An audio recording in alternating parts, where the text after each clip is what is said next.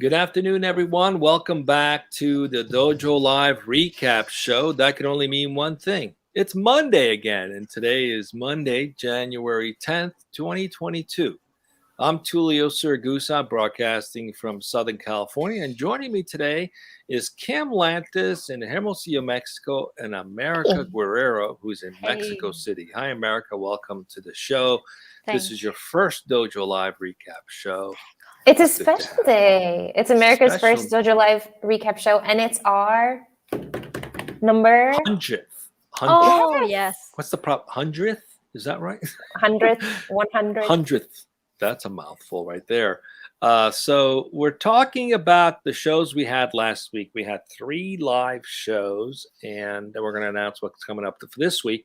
And we're going to do all that inside of 10 minutes. So buckle up. Here we go. So the first show we had was AI that delivers explainable decisions as a service.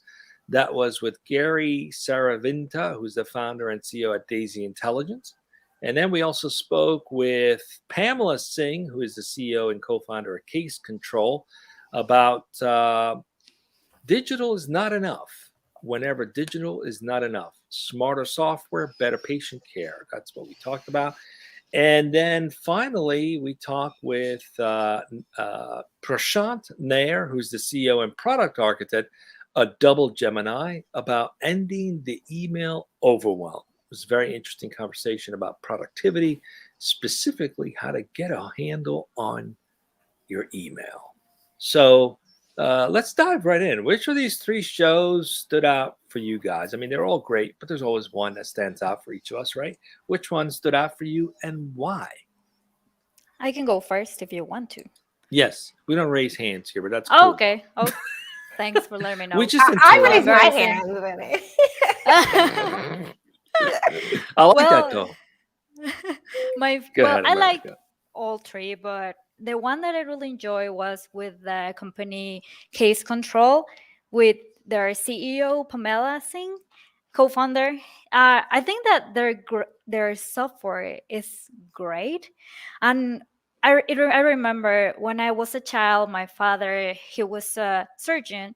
He used to work a lot with his patients, documentation, coordination, and what does this software is that they use AI and animation to streamline surgery scheduling workflow, and I know that he will love this software.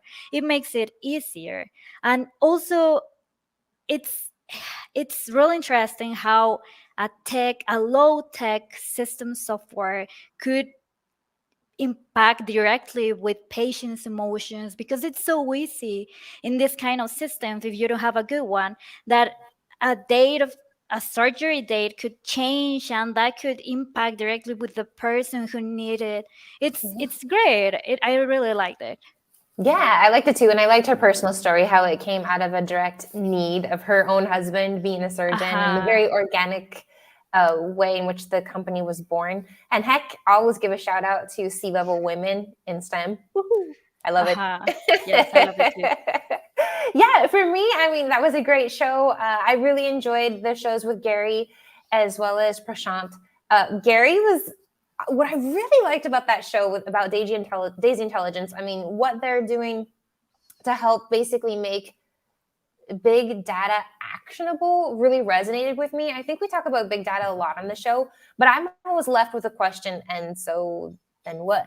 You know, what do we do with this? And I think what they're doing is helping make it tangible.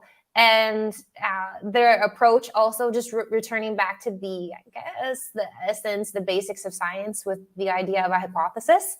And so you're looking at it and you formulate an idea, hypothesis, and then you look at the data to see if it supports that, rather than the backwards of I have this data, what now? And so I thought that was really interesting. And it was kind of fun just to talk to a real life how he explained the scientific method. So easy. So easy. Yeah, I mean, we had a real rocket scientist on the show. And I just loved it, you know. But I think it was interesting, too, about the emotions behind decision making. right? That was something that was very compelling. That even though his background is very scientific and the use of logic and all these things matter and are important in using artificial intelligence and even in software, but how do you codify the emotional response that someone might have, and how do you deal and manage to that or plan for that? And that's like a whole nother level of thinking. So it was very encouraging to hear about that. So if you've missed that show, don't fret. Just go on dojo.live. That's the URL, dojo.live, and you can just check it out. It's in the recent shows, or you can use the search box and type in a topic. Chances are, out of 400 plus interviews, that topic will be there. So, okay. So, really enjoyed Case Control. I love how it's like a story you've heard many times. At least we've heard it many times as interviewing entrepreneurs and founders. I was just trying to make my life better, right? That's basically the story, right? I was just trying to make my life better, and I stumbled into like, oh, other people wanted the same thing, and it turned into a business. And which so is kind of Prashant's idea as well, right? With Double right, right, exactly. He's like a very organized. Productivity is like his calling in life, right? So he developed a plan. It's helping companies to get more productive, and then basically they're putting it out there for free. I think it's called the stackmethod.com was the site where you can just basically learn how to get a handle and control of your email. I've always had a pretty good handle on emails over the years. I basically took the Covey method that I used to use for time management and productivity and applied it to email, but it can get out of control sometimes. You're like, which one do I keep and where do I put this?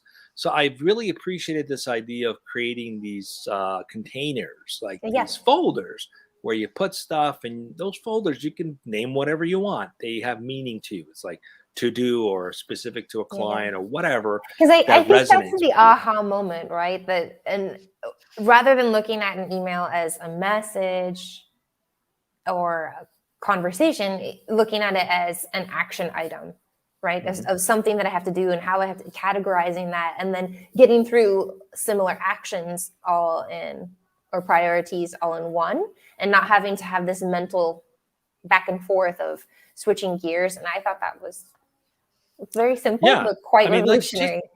Exactly. Just visualize the idea. If you were sitting at a desk and every email was like this manila folder that was driven your, you couldn't have a desk just full of manila folders everywhere. You couldn't work, right? But for some reason, when it comes to email, that's what we allow to happen. So the same way you would organize your desk and you'd have folders and filing cabinets, etc., you can organize your emails as well. So check out that show and check out the website.